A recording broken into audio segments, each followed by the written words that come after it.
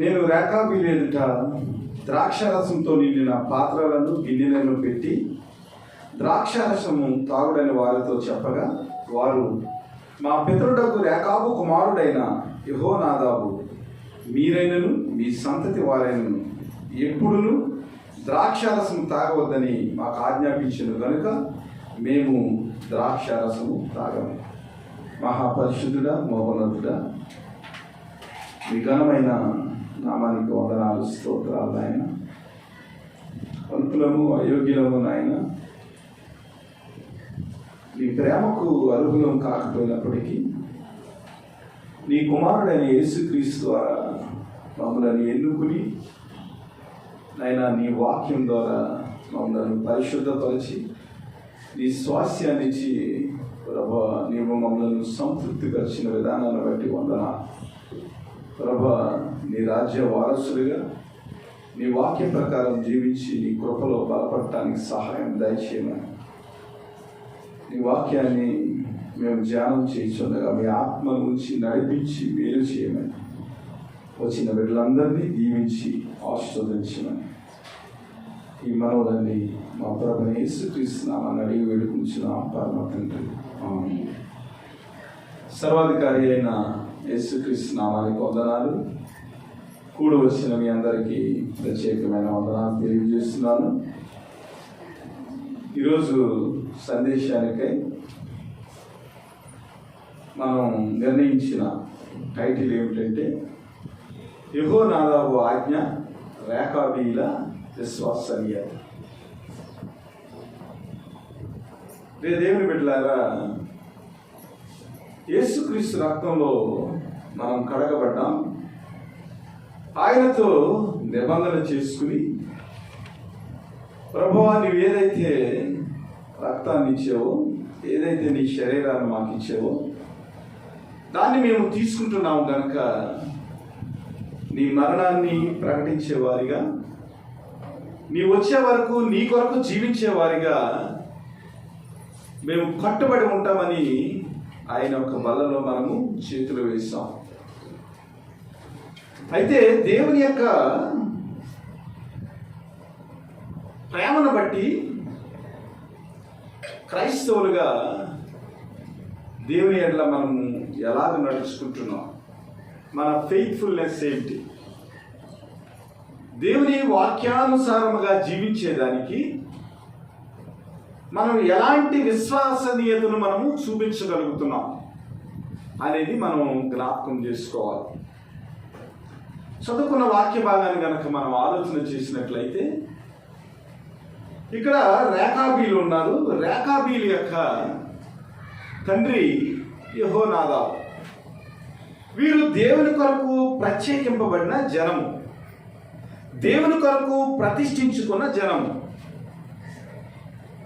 వీరి గురించి మనం ఆలోచన చేసినట్లయితే మోషే మామగారైన యిత్రో, వారి యొక్క జనాంగంలో కెనానీయులు ఉన్నారు. ఈ కెనానీయుల సంతతికి చెందిన వారు రేకాబీలు. అయితే వీరేం చేశారంటే దేవునితో నిబంధన చేసుకున్నారు. దేవుని కొరకు బ్రతకాలి, దేవుడు ఏదైతే ఆజ్ఞ ఇచ్చాడో ఆ ఆజ్ఞ ప్రకారం మనం జీవించాలని ఒక కట్టుబాటు కలిగి ఉన్నవారు. రేకాబీల యొక్క తండ్రి అయిన యెహోనాదాబు ఇశ్రాయేలుతో కలిసి పనిచేశారు. ఆహాబు, యెజబెలు వీరందరూ కూడా దేవుని యొక్క ప్రవక్తలను చంపేస్తున్న సమయంలో యాహు అనే ఒకతన్ని దేవుడు లేవనెత్తాడు. ఇశ్రాయేలు రాజ్యంలో యాహుని లేవనెత్తాడు. ఈ యాహు దేవునికి వ్యతిరేకంగా ఉన్న వ్యక్తులందరినీ కూడా సంహరించుకుంటూ దేవుని యొక్క రాజ్యాన్ని, అలాగా దావీదు యొక్క రాజ్యాన్ని స్థిరపరిచేదానికి యాహు ఒక సైన్యాధిపతిగా దావీదు యొక్క కాలంలో పనిచేస్తూ ఉండేవాడు. ఈ యాహుని దేవుడు ఎన్నుకున్నాడు. ఎన్నుకున్న తర్వాత దేవునికి వ్యతిరేకమైన పనులు చేస్తున్న ప్రతి వారిని కూడా సంహరించుకుంటూ వస్తూ ఉన్నాడు. ఆ వస్తూ ఉన్న కాలంలో ఆహాబు రాజుగా ఉన్నాడు ఇశ్రాయేలీలకి, యెజబెలు తన భార్యగా ఉంది. వీరందరూ ఏం చేస్తున్నారంటే దేవుని నమ్ముకున్న వ్యక్తులను సంహరిస్తూ ఉన్నారు. అలాంటి టైంలో ఈ యోహు వస్తూ ఉన్నప్పుడు యెహోనాదాబు అతనికి తారసపడ్డాడు. యెహోనాదాబు, నువ్వు ఎలా ఉన్నావు? బాగానే ఉన్నావా? బాగానే ఉన్నావు. అయితే నీవు నేను కలిసి దేవునికి వ్యతిరేకంగా ఉన్న వ్యక్తులను హతం చేయాలి రా అన్నప్పుడు ఏం చేశాడంటే, యాహూతో కలిపి యెహోనాదాబు మరి ఆ కార్యక్రమంలో పాల్గొని దేవునికి వ్యతిరేకంగా ఎవరైతే జీవిస్తూ ఉన్నారో, ఆహాబు యొక్క సంతతి ఎవరైతే ఉన్నారో వారందరి, ఆహాబు యొక్క కుమారులు 70 మంది, ఈ 70 మందిని కూడా పిలిచి ఇశ్రాయేల్ రాజ్యంలో వీరు ఒక ప్రకటన చేసి వారందరినీ కూడా ఒకేసారి ఆహాబు యొక్క సంతతిని అంతటిని కూడా చంపేశారు. ఆ తర్వాత బయలు యొక్క యాజకులు ఉన్నారు. ఈ బయలు యొక్క యాజకులు ఏం చేస్తూ ఉన్నారంటే, ఇశ్రాయేల్ అందరినీ కూడా విగ్రహారాధన వైపు తిప్పుతూ ఉన్నారు. ఇదంతా కూడా 2వ రాజుల గ్రంథంలో రాయబడి ఉంటుంది. 10వ అధ్యాయం 15 నుంచి 27 వచనాల్లో ఇదంతా ఉంటుంది. అయితే ఈ బయలు యొక్క యాజకులు ఎవరైతే ఉన్నారో, ఈ బయలు యొక్క యాజకులు దేవుని యొక్క ప్రజలను విగ్రహారాధన వైపుకు నడిపిస్తున్న సమయంలో వీరేం చేశారంటే, బయలు యొక్క యాజకులు ఎవరైతే ఉన్నారో వారందరినీ కూడా దేవునికి మందిరానికి రమ్మని, బలిపీఠం దగ్గర మీ బయలుకి మేము బలి అర్పిస్తామని చెప్పి యాహూ ఏం చేశారంటే చాలా తెలివిగా వీరందరినీ రప్పించి ఈ బయలు యొక్క యాజకులు ఎవరైతే ఉన్నారో వారందరికీ కూడా డ్రెస్సులు కుట్టించాడు, వస్త్రాలు కుట్టించి వీరందరినీ ఏం చేశాడంటే ఒక మందిరంలో పెట్టాడు, ఒక స్థలంలో పెట్టిన తర్వాత అక్కడ ఉన్న యెహోనాదాబుకి ఆజ్ఞ ఇచ్చాడు. ఏంటంటే, యెహోనాదాబు బయలు యొక్క యాజకులకు తప్ప, బయలును విశ్వసించే వారు తప్ప ఎవ్వరూ లేకుండా ఈ మందిరంలో నుంచి బయటికి పంపించాడు. బయటికి పంపించినప్పుడు వీళ్ళందరూ ఏం చేస్తారంటే, ఇదిగో కేవలము బయలు యొక్క యాజకుల మట్టికే ఉండాలి, ఇంకెవరూ ఉండటానికి వీలు లేదని మొత్తం అందరినీ బయటికి పంపించేసి బలి అర్పించి, వారికి అనుమానం రాకుండా బయలుకి బలి అర్పించి అక్కడున్న ధూపం వేసి అన్నీ చేసిన తర్వాత ఒకేసారి ఏమంటాడంటే యాహూ, మరి మందిరం యొక్క తలుపులన్నీ మూసేయండి అని చెప్తాడు. ఆ మందిరం యొక్క తలుపులు మూసే సమయానికి బయలు యొక్క ప్రవక్తలు తప్ప, బయలు యొక్క యాజకులు తప్ప ఎవ్వరూ మందిరంలో ఉండరు. అప్పుడు యాహూ ఏమంటాడంటే, ఇశ్రాయేల్ ఎవరో లేరు కదా, మనకు సంబంధించిన వ్యక్తులు ఎవరు ఇందులో లేరు కదా, అందరూ కూడా బయలు యొక్క దేవతకు సంబంధించిన వ్యక్తులే ఉన్నారు కదా అన్నప్పుడు ఓకే అని చెప్తాడు యెహోనాదాబు.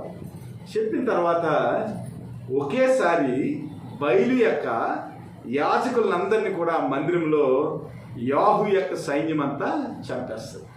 అంటే దేవుని యొక్క రాజ్యాన్ని విస్తరించేదానికి, దేవునికి వ్యతిరేకంగా ఎవరైతే వ్యక్తులను విగ్రహారాధన వైపు తిప్పుతున్నారో వారందరినీ కూడా సంహరించేదానికి దేవుని పక్షముగా మరి నిలబడిన వ్యక్తి యెహోనాదాబు. ఈ యెహోనాదాబు యొక్క సంతతికి చెందిన వారు రేఖాబీలు.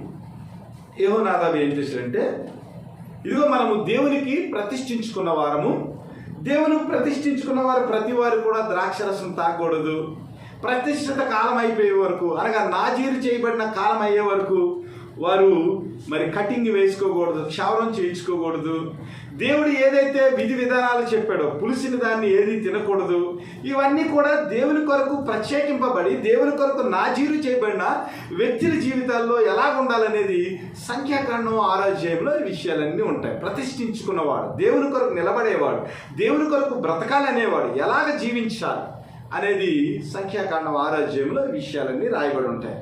కాబట్టి యెహోనాదాబు ఏం చేశాడంటే, తన సంతతి వారిని, తనకు పుట్టిన ప్రతి ఆ రేఖాబీల వంశానికి చెందిన వారి ప్రతి వారికి కూడా ఒక ఆజ్ఞ ఇస్తాడు.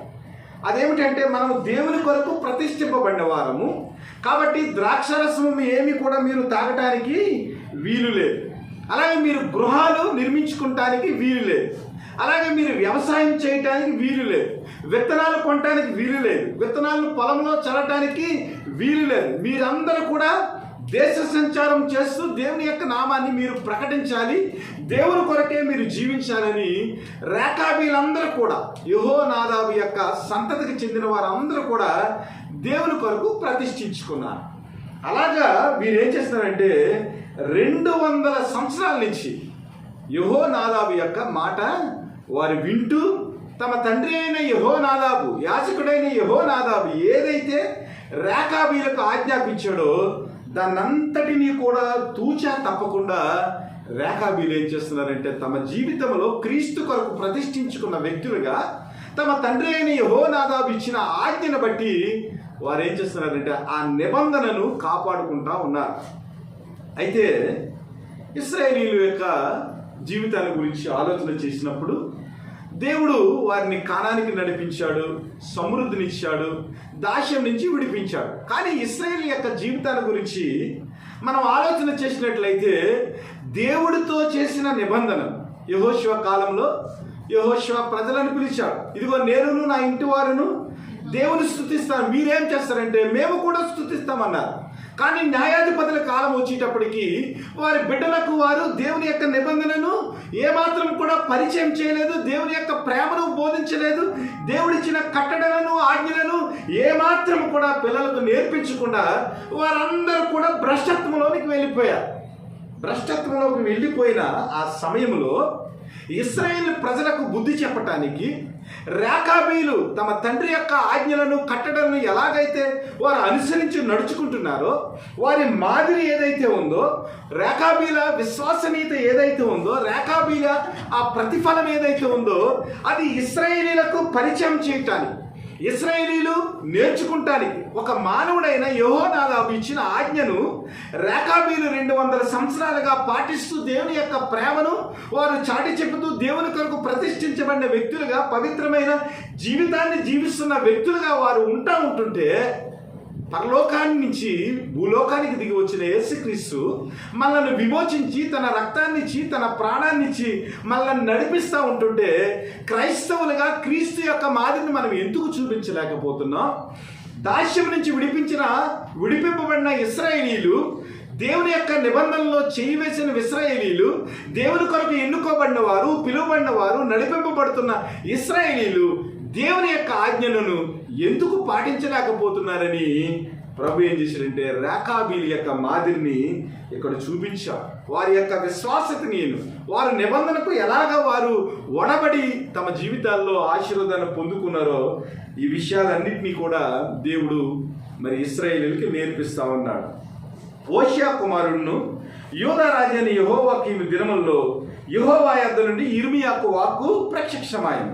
నీవు రేఖాబీల యొద్దకు పోయి వారితో మాట్లాడి యెహోవా మందిరములోని గదుల్లో ఒకదానిలో వారిని తోడుకుని వచ్చి త్రాగుటకు వారు ద్రాక్షారసమును సెలవీయగా నేను యిర్మీయా కుమారుడును యెహజ్ఞా మనుడైన అహాబిజ్ఞాను అతని సహోదరులను అతని కుమారులందరినీ అనగా రేఖాబీల కుటుంబములందరినీ తోడుకుని వచ్చింది. యెహోవా మందిరములో దైవజనుడగు ఇగ్దల్యా కుమారుడైన హానానును కుమారుల గదిలోనికి వారిని తీసుకుని వచ్చి తిని అది రాజుల గదికి సమీపమున ద్వారపాలకుడును షల్లూము కుమారుడైన మహషేయ గదికి పైగా ఉండెను. నేను రేఖాబీల ఎదుట ద్రాక్షారసంతో నిండిన పాత్రలను గిన్నెలను పెట్టి ద్రాక్షారసం తాగడని వారితో చెప్పగా వారు మా పితరుడకు రేఖాబు కుమారుడైన యెహోనాదాబు మీరైనను మీ సంతతి వారైనను ఎప్పుడునూ ద్రాక్షారసం తాగకూడదని మాకు ఆజ్ఞాపించను కనుక మేము ద్రాక్షారసము తాగ. చూసారా, అన్ని ఫెసిలిటీస్ ఇచ్చారు కదా. వారు తాగటానికి అనుకూలమైన పరిస్థితులన్నీ కూడా కల్పించారు. వారిని పరీక్ష పెట్టేదానికి, వారి పరీక్ష ద్వారా ఇశ్రాయేలు నేర్చుకునేదానికి యిర్మీయా దగ్గరకు దేవుని వాక్కు వచ్చి ప్రత్యక్షమైన ఇలాగ చేయమని చెప్పింది. ఇలాగ చేయమని చెప్పినప్పుడు వారు ఏం చేశారు? ప్రభు ఏదైతే చెప్పాడో అదే విధముగా ఈ రేఖాబీల వంశస్థులందరినీ కూడా ఒక చోటకి రాజుల యొక్క గదిలోనికి తీసుకుని వచ్చి ఏం చేశారంటే ఇదిగో మీరు ద్రాక్షారసం తాగండి అని ద్రాక్షారసంతో నిండిన గిన్నెలను పాత్రలను వారికి ఇచ్చినప్పుడు వారు ఏం చెప్పారంటే మా పితరుడకు రేఖాబు కుమారుడైన యెహోనాదాబు మీరైనను మీ సంతతి వారైనను ఎప్పుడునూ ద్రాక్షారసం తాగకూడదని మాకు ఆజ్ఞాపించను కనుక మేము ద్రాక్షారసము తాగము.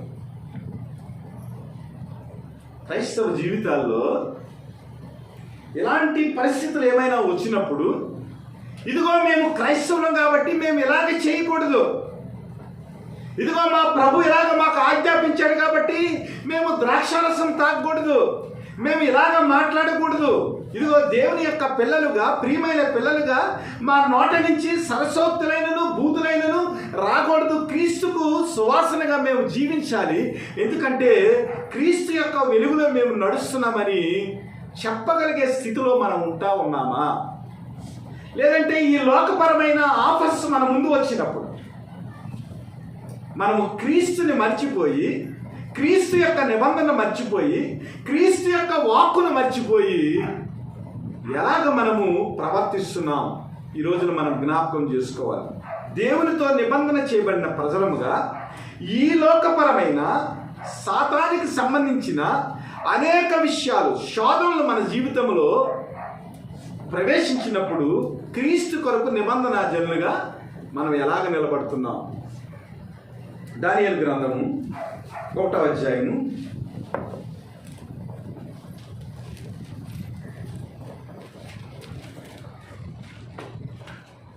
పెద్ద బైబిల్ తెచ్చాను. ఈ బైబిల్ రావు. దానియేలు గ్రంథము 1వ అధ్యాయము 8వ వచనం చదవండి. రాజు భుజించు భోజనమును పానము చేయి ద్రాక్షారసమును పుచ్చుకొని తన్ను అపవిత్రపరచకూడదని దానియేలు ఉద్దేశించి తాను అపవిత్రుడు కాకుండానట్లు వాటిని పుచ్చుకొనకుండా సెలవిమ్మని నపుంసకుల అధిపతిని వేడుకొనగా దేవుడు నపుంసకుల అధిపతి దృష్టికి దానియేలునకు కృపా కటాక్షమునుందా అనుగ్రహించాను. వీరందరూ కూడా బబులోని చెరలోనికి వెళ్ళిపోయారు. కల్దీల దేశంలో వారు నివసిస్తూ ఉన్నారు. వీరందరికీ అస్మరజ్ అనే ఒక నపుంసకుడు అధిపతిగా ఉన్నాడు. దానియేలు వీరు కల్దీల దేశం నుంచి ఎవరైతే జ్ఞానులు వచ్చారో, ఇశ్రాయేల్లో జ్ఞానులు ఎవరైతే ఉన్నారో వారిని 10,000 మందిని తీసుకుని కల్దీల దేశానికి వచ్చేసారు. ఏ పని లేని వారిని, బలహీనుల్ని అక్కడ దేశంలోనే, ఇశ్రాయేల్ దేశంలోనే వారిని ఉంచేశారు. వీరి దేశానికి ఉపయోగపడే వ్యక్తులందరినీ కూడా కల్దీల దేశానికి చెరగా తీసుకుని వచ్చారు కల్దీలు. అలాంటి సమయంలో వీరందరూ కూడా తత్వజ్ఞానంలోను, దేవుని యొక్క జ్ఞానంలోను, ప్రతి విషయంలో కూడా వీరు ప్రవీణత కలిగి ఉన్నారు. వీరికి మంచి భోజనం ఇచ్చి వీరి యొక్క తెలివితేటలన్నింటినీ కూడా కల్దీల దేశానికి ఉపయోగపడేలాగా మార్చుకోవాలని ఏం చేశారంటే వారికి మంచి భోజనాన్ని పెడతా ఉన్నాడు. అయితే కల్దీల యొక్క భోజనానికి, ఇశ్రాయేల్ భోజనానికి ఏమాత్రం పడదు. ఇశ్రాయేలీలు అసలు పందిని ముట్టుకోరు, పందిని చూడరు అసలు. కల్దీలు అయితే తమ భోజనంలో పంది మాంసాన్ని వారు తింటారు.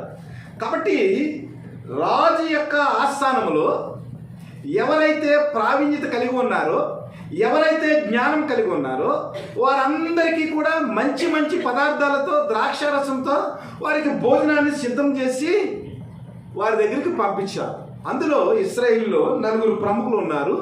ఈ 4 కూడా దేవుని యందు భయభక్తులు కలిగి ఉన్నవారు. దానియేలు, హనన్య, మిషాయేలు, అజరి అనేవారు. ఈ నపుంసకులకు అధిపతి వచ్చి వారి దగ్గర భోజనాన్ని పెట్టాడు. భోజనాన్ని పెట్టినప్పుడు వారు ఏమన్నారంటే, అయ్యా, మేము దేవునితో నిబంధన చేయబడిన ప్రజలము, మీ భోజనానికి మా భోజనానికి చాలా వ్యత్యాసం ఉంది.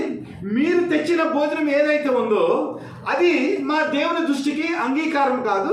మేము ప్రతిష్ఠింపబడిన జనముగా మీ యొక్క దేశం యొక్క భోజనాన్ని మేము తినటానికి వీలు లేదని అస్పదిస్తూ వారు చెప్పారు. చెప్పినప్పుడు దేవుడు నపుంసకుల అధిపతి దృష్టికి దానియేలునకు కృపా కటాక్షము అనుగ్రహించేదానికి దేవుడు ఆ అధిపతి యొక్క దృష్టిని, ఆ యొక్క ప్రేమను దానియేలు మీద చూపించడానికి ఆయన సహాయం దయచేశారు. మనం ఇక్కడ ఆలోచించవలసిన విషయం ఏమిటంటే, ఈ లోకం యొక్క ఆశలు, దేవునికి నిబంధన ప్రజలుగా జీవించేదానికి విరోధమైన క్రియలు ఏదైనా ఉన్నప్పుడు మనస్ఫూర్తిగా దేవుని బిడ్డలుగా దేవుని కొరకు నిలబడాలి అని మనం అనుకుంటే దేవుడు సహాయం చేస్తాడు. ఇది జ్ఞాపకం చేసుకుంది. ఏమండి, నాకు శోధన వచ్చేసిందండి, ఆ శోధన నుంచి నేను తప్పించుకోలేకపోయానండి, నా ఎదురుగుంటే ₹1,00,000 పెట్టారండి, కాబట్టి ఆ ₹1,00,000కి నేను టెంప్ట్ అయిపోయానండి, లేదంటే నా ఎదురుకుంటే ఈ భోజనం పెట్టారండి, నేను తినేయాలనుకుంటున్నానండి అక్కడ ఆగలేకపోయానండి అలాగే ఇలాగ మనం ఏం చెప్తామంటే సాకులు చెప్తాం. అంటే మనం చేసిన తప్పును మనం సరిదిద్దుకోకుండా ఆ తప్పును కవర్ చేసుకునేదానికి మనం చాలా మాటలు చెప్తూ ఉంటాం. అలా కాకుండా నిజముగా దేవుని కొరకు బ్రతకాలనుకుంటే, నిజముగా నిబంధన ప్రజలుగా ఈ లోకంలో క్రీస్తుని ఇతరులకు పరిచయం చేయాలని మనం అనుకుంటే దేవుడు సహాయం చేసే దేవుడు. వారు భోజనం చేయకూడదని అనుకున్నారు, కానీ ఏం చేశారు? దేవుని ప్రార్థించారు. ఆ అధికారికి వీరి మీద కటాక్షం వచ్చింది. యోసేపు జైల్లోకి వెళ్ళాడండి. చేయని తప్పుకి జైల్లోకి వెళ్ళాడు, కానీ జైలు అధికారికి కూడా యోసేపు మీద ఏమొచ్చిందంట? కనికరం పుట్టిందంట. ఆ జైల్లో ఉన్న మొత్తం ఖైదీలందరికీ కూడా మళ్ళీ యోసేపుని అధిపతిగా చేసేదట. అంటే మన ఇంటెన్షన్ ఏదైతే ఉందో, మన మనస్సులో దేవుణ్ణి మహిమపరచాలనే కోరిక ఏదైతే ఉందో, ఆ కోరిక నిజంగా మనం హృదయపూర్వకంగా క్రీస్తుని ప్రదర్శించాలి అనే ఒక గొప్ప గట్టి హృదయానుపూర్వకమైన ఆ కోరిక ఉన్నట్లయితే దేవుడు ఎలాంటి పరిస్థితుల్లో ఉన్నా మనకు కటాక్షాన్ని కలిగజేసే దేవుడు. రాజు యొక్క ఆజ్ఞ లేకుండా రాజు యొక్క మందిరంలోనికి వెళ్ళకూడదండి. కానీ ఎస్సారు ప్రార్థన చేసి ధైర్యం చేసి దేవుని యొక్క మందిరంలోనికి, రాజు యొక్క సమక్షంలోనికి వెళ్ళిపోయింది. ఆ ఎస్సారు యొక్క ముఖాన్ని చూసేటప్పటికి అక్కడున్న రాజుకి ఏమైంది? కనికరం పుట్టింది. అది రూల్ కాదు. అసలు రాజు కవరప్పకుండా రాజు యొక్క ఆవరణంలో రాజు యొక్క సన్నిధిలోనికి రావడానికి వీలు లేదు. కానీ ప్రార్థన చేసుకుని మంచి పని మీద ఇశ్రాయేలులందరినీ విమోచించేదానికి, వారి యొక్క ఆ యొక్క శాపాన్ని దేవుని యొక్క ప్రేమలో దాన్ని తీసివేసేదానికి ప్రార్థన చేసి ఉపవాసంతో రాజు దగ్గరికి వెళ్ళేటప్పటికి రాజుకి ఏమైంది? కనికరం కలిగింది. కాబట్టి క్రైస్తవులుగా దేవుని యొక్క నిబంధన ప్రజలుగా మనం జీవించాలని ఒక గట్టి నిర్ణయంతో ప్రయత్నంతో క్రీస్తు కొరకు నిలబడినప్పుడు దేవుడు ఏం చేస్తారంటే మన నిర్ణయాన్ని గౌరవించి మన సంకల్పాన్ని ఆయన బలపరిచి ఇతరులకు మన మీద కటాక్షాన్ని చూపించి మనము చేయవలసిన పని కూడా వారే చేసేలాగా దేవుడు సహాయం చేస్తారు. ఇక్కడ రేఖాబీలు కూడా దేవుని కొరకు ప్రతిష్ఠించుకున్న జనముగా వారు ఏం చేశారంటే ద్రాక్ష రసం తాగలేదు. కాకుండా వారు ఏదైతే నిబంధన చేసుకున్నారో దాని గురించి అక్కడున్న వ్యక్తులకు వారు వివరిస్తున్నారు. మరియు మీరు ఇల్లు కట్టుకొనవద్దు, విత్తనములు విత్తవద్దు, ద్రాక్ష తోట నాటవద్దు, అది మీకు ఉండకూడదు. మీరు పరవాసం చే దేశంలో దీర్ఘాయుష్మంతులు అన్నట్లు మీ దినములన్నీ గుడారంలోనే మీరు నివసింపవలనని అతడు మాకు ఆజ్ఞాపించను. కావున మా పితరుడైన రేకాబు కుమారుడగు యెహోనాదాబు మాకు ఆజ్ఞాపించిన సమస్త విషయాలలో అతను మాటను బట్టి మేము కానీ, మా భార్యలు కానీ, మా కుమారులు కానీ, మా కుమార్తెలు కానీ ద్రాక్షారసము తాగుతలేదు. ఎక్స్ప్లెనేషన్ ఇచ్చారు. ఒక ద్రాక్షారసమే అనుకుంటున్నారు కానీ మీరు ద్రాక్షారసంతో పాటు చాలా నిబంధనలు ఉన్నాయి. మరలా మీరు మమ్మల్ని శోధిస్తారేమో. కాబట్టి మా తండ్రి ఏం చెప్పాడంటే మీరు ఇల్లు కట్టుకునవద్దు, విత్తనములు విత్తవద్దు, ద్రాక్ష తోట నాటవద్దు, అది మీకు ఉండకూడదు. మీరు పరవాసం చేయు దేశంలో దీర్ఘాయుష్మంతులు అన్నట్లు మీ దినములన్నీ గుడారంలోనే నివసింపాలని మాకు ఆజ్ఞ ఇచ్చాడు. కాబట్టి ఏదైతే మాకు ఆజ్ఞ ఇచ్చాడో అదంతటినీ కూడా మేమే కాదు కానీ మా పిల్లలు, అలాగే మా భార్యలు, మా కుమారులు, కుమార్తెలు కూడా ఈ నిబంధనకి కట్టుబడి మేము ద్రాక్షారసం తాగమని చెప్పారు. చెప్పగలం అలాగే మనం దేవుని కొరకు నేనే కదయ్యా, నేను నా కుటుంబం కూడా దేవుని కొరకు నిలబడిన వారము. కాబట్టి దేవునికి విరోధమైన ఏ పని కూడా మేము చేయము. ఇక్కడ దేవుడు ఒక ఆశీర్వాదాన్ని కూడా ఇచ్చిండండి వాళ్ళకి. ఏదైతే యెహోనాదాబు వారికి నిబంధన చేశాడో ఆ నిబంధనలో ఒక ఆశీర్వాదాన్ని కూడా దాచి ఉంచాడు. అదేమిటంటే మీరు నివసిస్తున్న దేశంలో మీరు దీర్ఘాయుష్మంతులగున్నట్టు కదా. నిన్ను స్వస్థపరిచే యెహోవాను నేనే. ప్రభా, యెహోవా రాఫాగా ఉన్నావు, స్వస్థత నాకు అనుగ్రహించు. ఇది మనం చేసే ప్రార్థన. కానీ పైన ఏముంది? నేను ఆజ్ఞాపించిన ఆజ్ఞలను, కట్టడలను మీరు గైకొని అనుసరించిన యెడల ఐగుప్తు దేశంలో ఉన్న ఏ తెగులు మీకు రాదు, ఎందుకంటే మిమ్మల్ని స్వస్థపరచు యెహోవాను నేనే.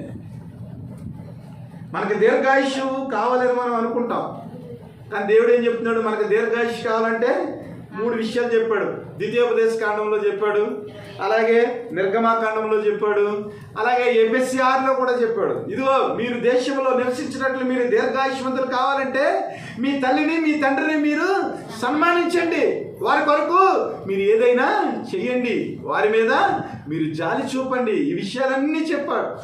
ఇక్కడ అదే విషయాన్ని యెహోనాదాబు విషయంలో వీరందరూ కూడా పాటిస్తా ఉన్నారు. యెహోనాదాబు వారికి తండ్రిగా ఉన్నాడు కాబట్టి తండ్రి చెప్పిన ఆజ్ఞ ఏదైతే ఉందో వారు పాటించేదానికి 200 సంవత్సరాల నుంచి వారు ప్రయాసపడుతున్నారు. కాబట్టి వారు దీర్ఘాయుష్మంతులుగా దేవుని చేత దీవించబడిన వ్యక్తులుగా రేఖాబీలు కొరకు మరి పవిత్ర గ్రంథంలో ప్రత్యేకంగా ఒక అధ్యాయాన్ని దేవుడు ఇక్కడ ఉంచి మన జీవితంలో మనం కూడా ఆశీర్వదింపబడేదానికి ఈ మాటలు చెప్తా ఉన్నాడు. ఎందుకంటే ప్రియ దేవుని బిడ్డలారా, రేఖాబీలు ఎలాగైతే పరవాసులుగా ఉన్నారో ఈ లోకంలో కూడా హెబ్రీ 11లో రాయబడి ఉంటుంది. ఈ లోకంలో నివసిస్తున్న మనము యాత్రికులము, పరదేశము. ఈ యొక్క దేశము మనం నివసించడానికి యోగ్యకరమైనది కాదు, ఈ స్థలము మనకు స్థిరము కాదు. కాబట్టి పరలోకమందున్న ఆ క్రీస్తును చూస్తూ మన విశ్వాసంతో ముందుకెళ్ళాలని హెబ్రీ గ్రంథకర్త మనకు చెప్తా ఉన్నాడు. కాబట్టి ఈ లోకంలో మనం ఎంతకాలం జీవించినా కూడా ఈ లోకాన్ని వదిలిపెట్టి మనం వెళ్ళవలసిన వారు. అయితే నిజమైన దీర్ఘాయువు ఏదైతే ఉందో అది మన పరమ తండ్రి అయిన దేవుడు ఆకాశమందున్నాడు, పరలోకంలో ఉన్నాడు. కాబట్టి ఆ పరమ తండ్రి యొక్క ఆజ్ఞలను మనం పాటించినప్పుడు రేఖాబీలు ఎలాగైతే ఈ లోకంలో తమ తండ్రి అయిన యెహోనాదాబు ఆజ్ఞను పాటించి వారు దీర్ఘాయుష్మంతులుగా ఎలాగైతే ఉన్నారో అలాగే ఈ లోకంలో మనం జీవించేదానికి పరిపూర్ణమైన దీర్ఘాయువు కలిగి ఉండేదానికి మన తల్లిదండ్రులను మనం సన్మానించాలి, గౌరవించాలి. అలాగే పరలోకంలో మనం దీర్ఘాయువు కలిగి ఉండేదానికి మన పరమ తండ్రి అయిన క్రీస్తు యొక్క ఆజ్ఞలను, నిబంధనలను మనం పాటించినప్పుడు మనం నిజమైన దీర్ఘాయువు కలిగి పరలోకంలో స్థిరముగా ఆయనతో నివసించగలం. కాబట్టి ఈ లోకంలో ఉండగా మన తల్లిదండ్రుల యొక్క ఆజ్ఞలను మనం పాటించాలి. అలాగే పరమలో ఉండగా మనకు తండ్రి అయిన క్రీస్తు ఆజ్ఞలను ఈ లోకంలో ఉంటుండగానే, జీవిస్తుండగానే మనం పాటించవలసిన వారమై ఉండాలని మనము జ్ఞాపకం చేసుకోవాలి. ఆ తర్వాత చూస్తే మా తండ్రి అయిన యెహోనాదాబు మాకు ఆజ్ఞాపించిన సమస్తమును బట్టి మేము విధేయులమన్నట్లుగా కాపురమునకు ఇల్లు కట్టుకోలేదు, ద్రాక్ష వనములు కానీ పొలములు కానీ సంపాదించట్లేదు, విత్తనమైనను చల్లట్లేదు, గుడారములోనే నివసించుచున్నాము. అయితే బబులోను రాజైన నెబుకద్నెజరు ఈ దేశములో ప్రవేశింపగా కల్దీల దండునకును సిరియన్ల దండునకును భయపడి మనము యెరూషలేమునకు పోదమరండి మేము చెప్పుకుంటేమి గనక మేము యెరూషలేములో కాపురమున్నాం. చూసారా ఎక్స్ప్లెనేషన్. యెరూషలేములోకి ఎందుకు వచ్చారు? వీరెవరు? సంచారం చేసేవారు. వారి తండ్రి ఏం చెప్పాడు? మీరు సంచారం చేస్తూ ఉండండి అన్నాడు. అయితే వీరు సంచారం చేస్తూ నివసిస్తున్న ఆ దేశంలోనికి సిరియన్ల దండు వచ్చేసింది. సిరియన్ల దండు వచ్చి రేఖాబీలందరినీ చంపేయాలని చూసింది, భయపెట్టింది. అలాంటి సమయంలో వారు ఏం చేశారంటే మనము యెరూషలేమునకు పోదాం రండి అని మేము చెప్పుకుంటే కనుక మేము యెరూషలేములో కాపురం ఉన్నామని చెప్పారు. ఇది కూడా ఒక ఆత్మీయమైన పాయింట్. మన క్రైస్తవ జీవితంలో ఏదైనా భయం వచ్చినప్పుడు, ఆరోగ్యానికి సంబంధించిన భయము లేదా ఈ లోక పరిస్థితుల్లో భయము, ఏదైనా భయం కావచ్చు, ఏదైనా భయం వచ్చినప్పుడు మనం ఎక్కడికి వెళ్ళాలి? ఇదొక ప్రశ్న.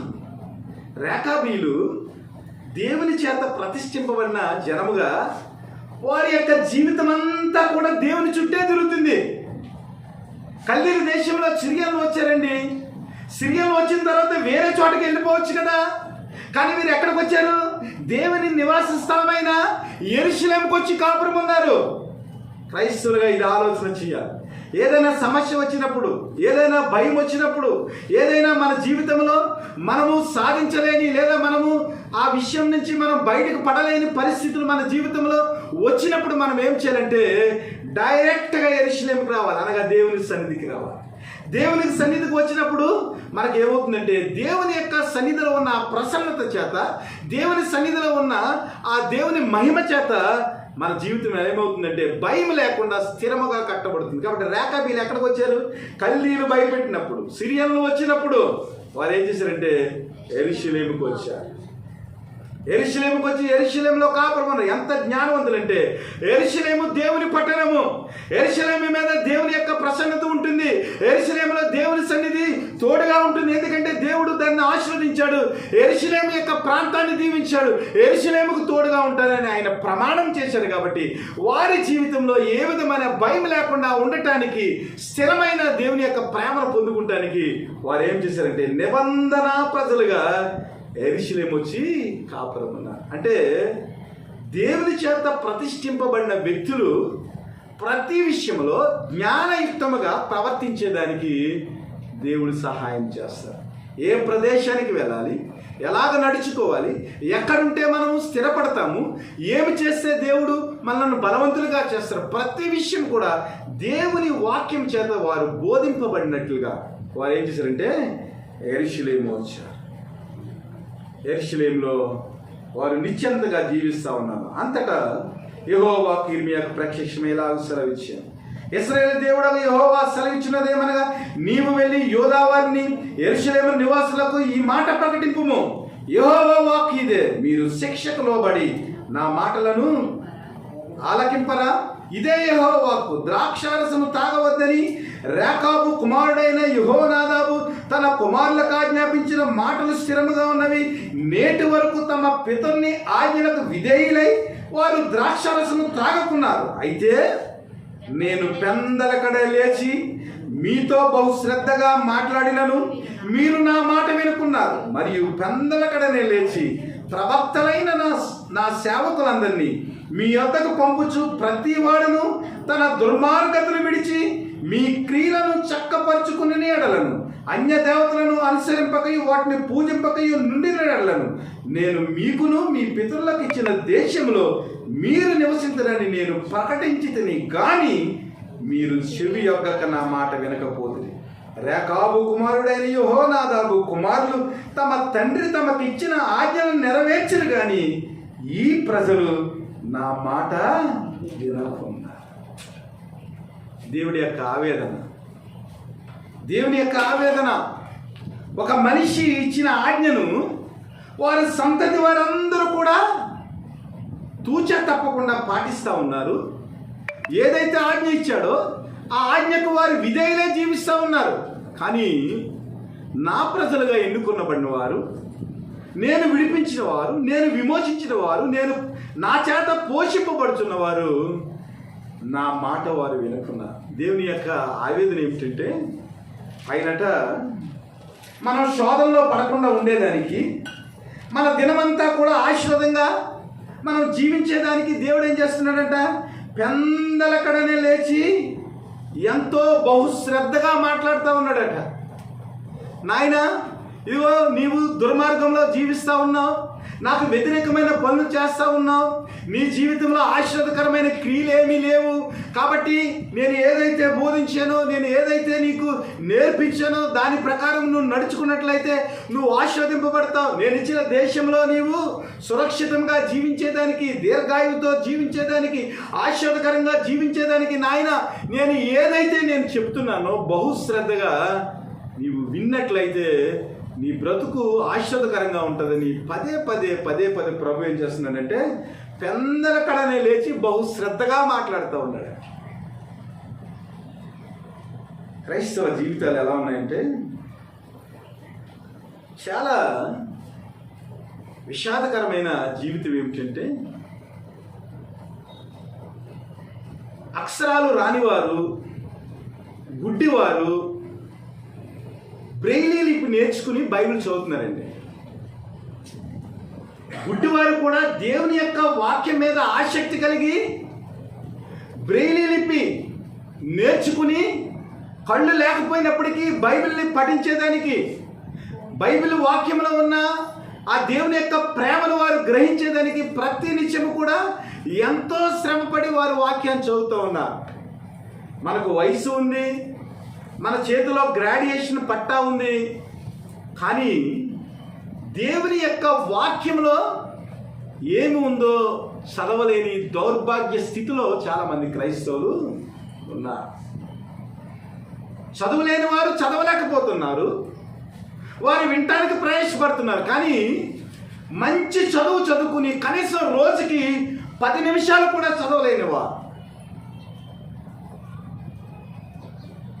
బాప్తిస్మం తీసుకుని ఒక పీజీ క్యాండిడేట్ పోస్ట్ గ్రాడ్యుయేషన్ చేసిన వ్యక్తి 20 సంవత్సరాలు అయిందట. కొత్త నిబంధన ఏంటో పాత నిబంధన ఏంటో తెలియదు. కొత్త నిబంధన ఏంటో పాత నిబంధన ఏంటో తెలియదు. అతను అన్నాడు, యాకోబుని చంపేశారు కదా జైలు అంటే, పాత నిబంధన యాకోబు జైల్లో ఎప్పుడు పెట్టారు అంటున్నాడు. మొట్టమొదటి యాకోబు ఎవరు? యాషావు యాకోబు అన్నదమ్ములు, ఇసాకు కుమారులు. కొత్త నిబంధనలో యాకోబుని చంపేశారు కదంటే అతను అంటా ఉన్నాడు, కొత్త నిబంధనలో కూడా యాకోబు ఉన్నాడు అని. అసలు యాకోబులు 12 మంది ఉన్నారు బైబిల్లో. పోస్ట్ గ్రాడ్యుయేషన్ ఏంటి? పోస్ట్ గ్రాడ్యుయేషను బాప్తిస్మం తీసుకుని ఎన్ని సంవత్సరాలు అయింది? 20 సంవత్సరాలు అయింది. కొత్త నిబంధనలో యాకోబు ఉన్నాడని అడుగుతూ ఉన్నాడు. దేవుని బిడ్డలారా, ప్రభు మనతో ఎలా మాట్లాడతాడు? దేవుని యొక్క వాక్యాన్ని మనం చదవకుండా, దేవుని యొక్క వాక్యంలో ఉన్న సత్యాన్ని మనం ధ్యానం చేయకుండా దేవుని యొక్క మనస్సు మనకు ఎలా తెలుస్తుంది? దేవుని వాక్కులో ఉన్న దేవుని యొక్క ఆ మాట మనకి ఎలాగ వినిపిస్తుంది కదా? పేతురు గ్రంథంలో రాయబడి ఉంటుంది, ఇదిగో మేము కల్లారా చూసాము యేసుక్రీస్తుని, ఆయనతో గడిపేము, రూపాంతరము మాకు ఉంది, ఏదైతే విన్నామో ఏదైతే చూసామో దాన్ని మేము ప్రకటిస్తున్నాము. కానీ అంతకంటే కూడా ఇంకా బలమైన దేవుని వాక్యము తెల్లవారుజామున వేకు చుక్కవలే మీ హృదయంలో ఉదయించుచున్నది, దాని యందు లక్ష్యం ఉంచిన యెడల మీకు మేలు కలుగుతుంది. మేము యేసుక్రీస్తుతో గడిపాము కానీ, యేసుక్రీస్తుతో తిన్నాము కానీ, దానికంటే కూడా ఇంకా శక్తివంతమైన దేవుని యొక్క వాక్యం ఏదైతే ఉందో అది వేకు చుక్క వల్లే తెల్లవారుజామున మీ హృదయాలను ఏం చేస్తుంది? వికసింపజేస్తుంది. మీరు ఎలాగ నడుచుకోవాలి, ఈ దినమంతా ఎలాగ ఆశీర్వాదకరంగా మీ జీవితాలను మలుచుకోవాలి, ప్రతిదీ కూడా అది బోధిస్తుంది. కాబట్టి ఆ వేకు చుక్కువైన ఆ తెల్లవారుజామున మీ హృదయంలో అది వికసిస్తుంది. కాబట్టి ఆ వాక్యమందు మీరు లక్ష్యం ఉంచిన యెడల మీకు మేలు అంటున్నాడు. కాబట్టి మన జీవితాల్లో దేవుని యొక్క వాక్కు, దేవుని యొక్క మాట ఏదైతే ఉందో అది వాక్య రూపేణ మనల్ని దర్శిస్తుందని మనం జ్ఞాపకం చేసుకోవాలి. ప్రభు ఏం చేస్తున్నాడంటే, ఆయన చెప్తా ఉన్నాడు, వారు వినలేదు. కానీ మరలా ప్రవక్తలు పంపించాడంట. ప్రవక్తలు పంపి, ఇశ్రాయేలులారా మీ దుర్మార్గతను విడిచి మీ క్రియలను చక్కబరుచుకుని ఇదిగో నా వైపుకు తిరగండి. మీరు అన్యదేవతలను పూజించకుండా, అన్యదేవతలను మీరు మొక్కకుండా, ఏదైతే నేను మీకు విమోచన దయచేసానో ఆ విమోచన బట్టి మీరిచ్చిన నిబంధనలో నా కొరకు జీవించండి అని ప్రవక్తలను పంపినా, యాజకులను పంపినా, డైరెక్ట్గా ప్రభువైన దేవుడే మాట్లాడినా వారి జీవితాల్లో ఏమాత్రము మార్పు లేదు. ప్రభు పదే అన్నాడు. ఇదిగో రేఖాబీలను చూస్తారు కదా, తమ తండ్రి అయిన రేఖాబీలు తండ్రి అయిన యెహోనాదాబు చెప్పిన మాటను 200 సంవత్సరాల నుంచి వీరు పాటిస్తూనే ఉన్నారు. ఒక మనిషి యొక్క మాటను విని వారు నిబంధన స్థిరపరుచున్నప్పుడు, మిమ్మల్ని సృష్టించిన సృష్టికర్త అయిన నేను, మీ కొరకు రక్తాన్ని కాచిన నేను, మీ కొరకు పరలోకాన్ని సిద్ధపరుస్తున్న నేను మీకు బోధిస్తూ ఉంటుంటే నా మాటలు వినకుండా మీరు తప్పుదోవ పడతా ఉన్నారు. కాబట్టి మీ మీద ఉగ్రత వస్తుందని దేవుడు మాట్లాడుతూ ఉన్నాడు. నేను చెప్పిన కీడంతయు వారి మీదకు రప్పించుచున్నాను. మరియు ఇర్మియా రేఖాబీలను చూసి ఇట్లైనను, ఇశ్రాయేలు దేవుడును సైన్యములకు అధిపతి అయిన యెహోవా ఇలాగు సెలవిచ్చుచున్నాడు, మీరు మీ తండ్రి అయిన యెహోనాదాబు ఆజ్ఞకు విధేయులై అతని విధులన్నిటినీ గైకొని అతను మీకు ఆజ్ఞాపించిన సమస్తమును అనుసరించుచున్నారు. కాబట్టి ఇశ్రాయేలు దేవుడును సైన్యములకు అధిపతి అయిన యెహోవా సెలవిచ్చినది ఏమనగా, నా సన్నిధిలో నిలుచుటకు రేకాబు కుమారులైన యెహోనాదాబునకు వారి సంతతికి సంబంధించిన వారు ఎప్పటికీ ఉండకుండా ఉండరని సైన్యములకు అధిపతి యెహోవా సెలవిచ్చుచున్నాడు. దేవుని యొక్క ఆజ్ఞలను గైకొన్నప్పుడు, దేవునికి విధేయత చూపించి రేఖాబీల వలె మన మాదిరికరమైన జీవితాన్ని మనం జీవించినప్పుడు ఏమవుతుందంటే దేవుని యొక్క సన్నిధిలో నివసించేదానికి, దేవుని యొక్క సన్నిధిలో మనం పరిచర్య చేసేదానికి, ఆ సన్నిధి యొక్క మహిమను మనం పొందుకునేదానికి దేవుడు ఏం చేస్తాడంటే ఒక గొప్ప బహుమానాన్ని మన కొరకు దాచి ఉంచుతాడు, సిద్ధపరుస్తాడు. దేవుని యొక్క కట్టడలను మనం ఆచరించకుండా, దేవుని యొక్క విధులను మనం గైకొనకుండా, దేవుని యొక్క ఆశీర్వాదం రావాలి, దేవుని మందిరంలో ఉన్న ప్రతి విధమైన ఆశీర్వాదం మనకు కావాలంటే ఎలా వస్తుంది? ఆలోచన చెయ్యాలి. దేవుని బిడ్డలారా, ఒక వ్యక్తి దేవుని కొరకు ప్రతిష్ఠించుకుని దేవుని మాట చెప్పున తన కుటుంబాన్ని కట్టుకుంటే, వ్యక్తి చెప్పిన నిబంధనను బట్టి, అనగా ఈ వ్యక్తి దేవుని కొరకు ప్రతిష్ఠింపబడిన వ్యక్తి యొక్క నిబంధన గైకుని వారు సంతతి వారందరూ కూడా దేవుని యొక్క ప్రేమలో ఆ నిబంధనను అనుసరించి నడుస్తూ ఉంటే దాన్ని చూసి దేవుడు వారిని దీవించాడు. మరి దేవుడు చేసిన నిబంధనను గైకొని మనము దేవుని నిబంధన ప్రకారం మన జీవితాలను కట్టుకుంటే దేవుడు ఇంకెంత ఆశీర్వదిస్తాడో మీరు గమనించాలి. ఒక మనిషి నిబంధనను పాటించిన రేఖాబీలకు దేవుని సన్నిధిలో నిత్యము జీవించేదానికి అవకాశం ఇస్తే, సృష్టికర్త అయిన దేవుడు, విమోచించిన దేవుడు, మన కొరకు ప్రాణం పెట్టిన దేవుడు, మనకు స్వాస్థ్యాన్ని ఇచ్చిన దేవుని యొక్క మాటను గైకుంటే పరలోకంలో ఆయన యొక్క సన్నిధిలో ఎంత గొప్ప స్వాస్థ్యాన్ని దేవుడు మనకిస్తాడో ఆలోచన చేయండి. ఎందుకంటే ఈ రోజున క్రైస్తవం ఎలా ఉందంటే ఏదో టైం పాస్గా దేవుని యొక్క వాక్యాన్ని వింటూ ఉన్నారు, వస్తూ ఉన్నారు, వెళ్తూ ఉన్నారు. కానీ వారి జీవితాల్లో కఠినత్వం పోవటం లేదు, దేవుని యొక్క ప్రేమ రావటం లేదు, దేవుని కొరకు జీవించాలనే ఆశ రావటం లేదు, దేవుని వాక్య ప్రకారము ఇతరులకు క్రీస్తు యొక్క మాదిరి చూపించాలనే ఆ విషయము అసలు జ్ఞాపకం ఉండలేదు.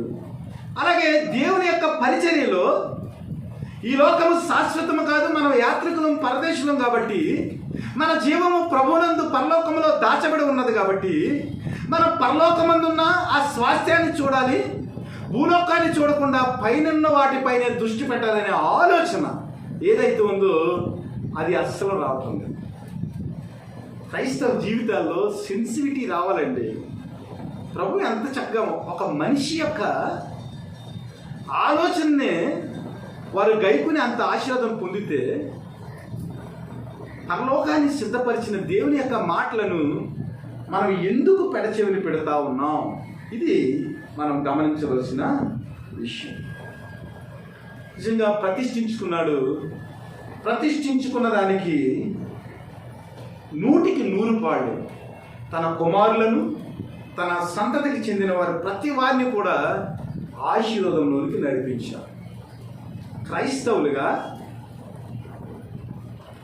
మన పిల్లలను, మన కుటుంబాన్ని రేఖాబీల యొక్క అధిపతి అయిన లేదా పితరుడైన యెహోనాదాబు యొక్క ఆలోచనలో మన పిల్లలను, మన కుటుంబాన్ని మనం కడతా ఉన్నామా?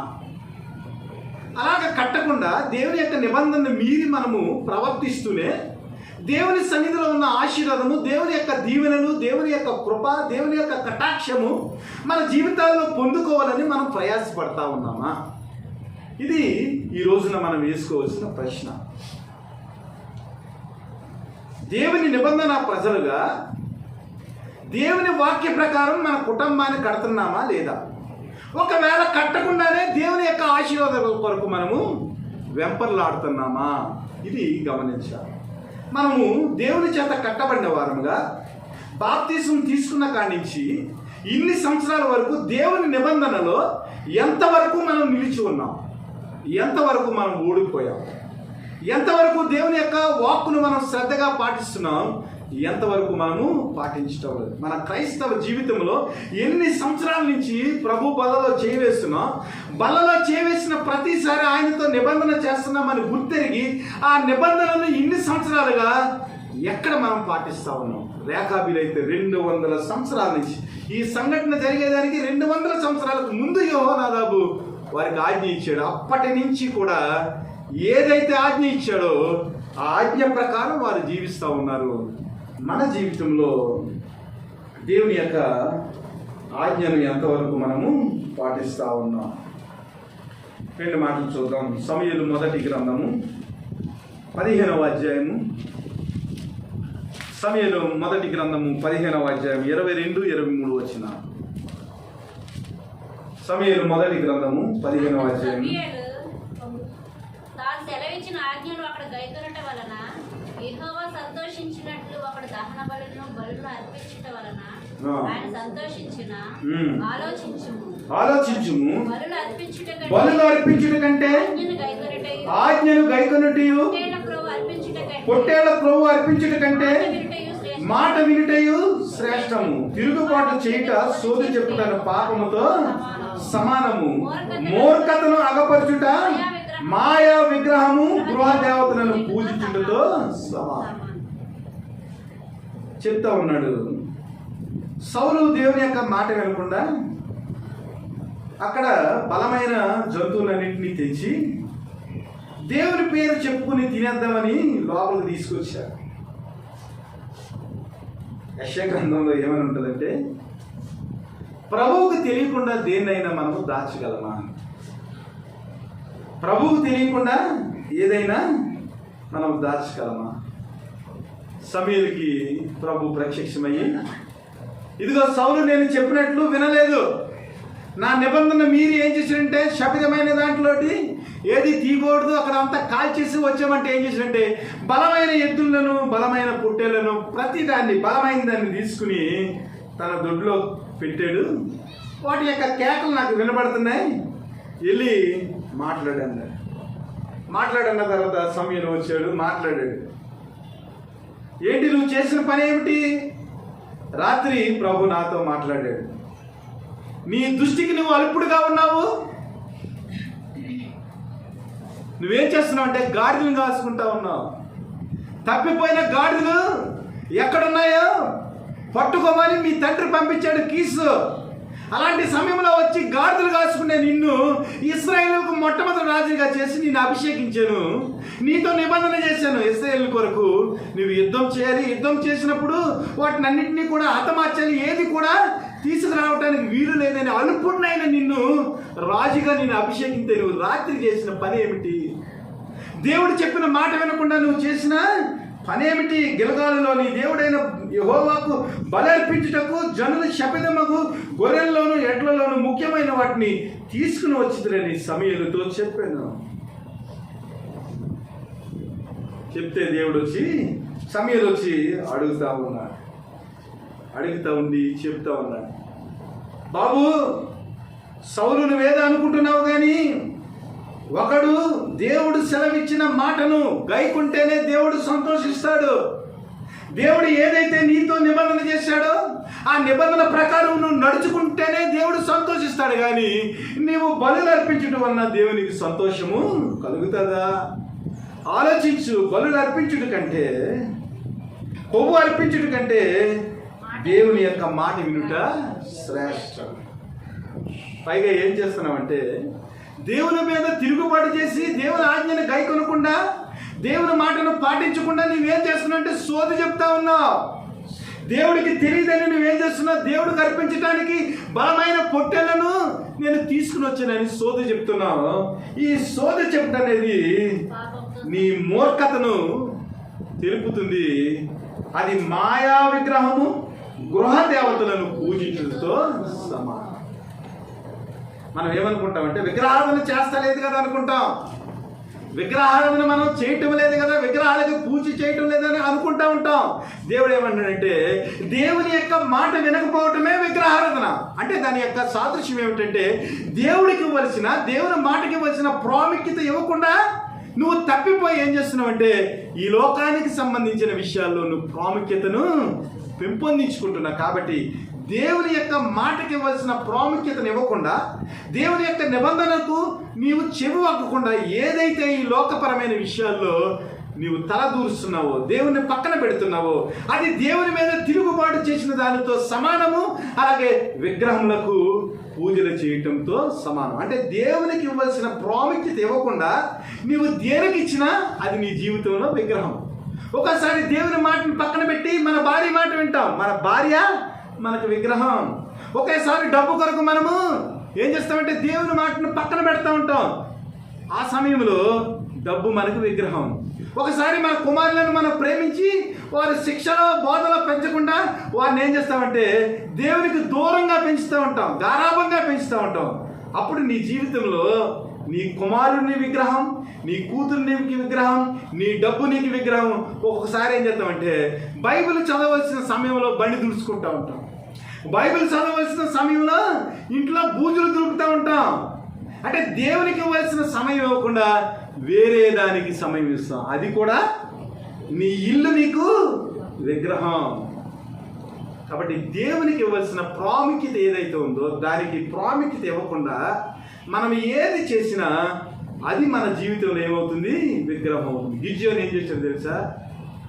గిద్యోను ఏం చేశాడంటే ఒక ఏపోదును, గిద్యోనికి దేవుడు మంచి న్యాయాధిపతుల కాలంలో గిద్యోనికి దేవుడు మంచి జయాన్ని ఇచ్చాడు.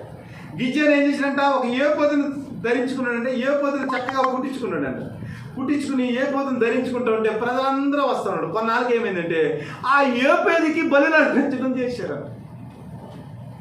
ఒక వస్త్రానికి ఏం చేశారు, వారు బలులు అర్పించారు.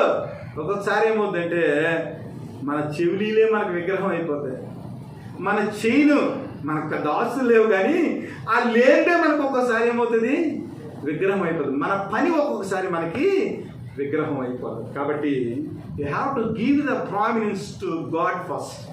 మొదట నా నీతిని నా రాజ్యమును వెదకుడి, అప్పుడు మీకు ఏమి కావాలో మీరు అడుగుడి, అన్నీ కూడా మీకు అనుగ్రహించబడ్డాను. కాబట్టి దేవుని బిడ్డలారా, సమయం 12:35 అయిపోతుంది. కాబట్టి మన కొరకు ప్రాణం పెట్టి మన కొరకు సమస్తాన్ని సమకూర్చున్న దేవుని మాటకు ఎంతవరకు మనం విలువిస్తున్నాం, ఎంతవరకు నడుచుకుంటున్నాం, ఎన్ని సంవత్సరాలుగా దేవుని నిబంధనలు పాటించాం, ఎన్ని సంవత్సరాలుగా దేవుని మాటకు చెవి ఇవ్వకుండా మన ఇష్టాసారంగా తిరుగుతున్నాం.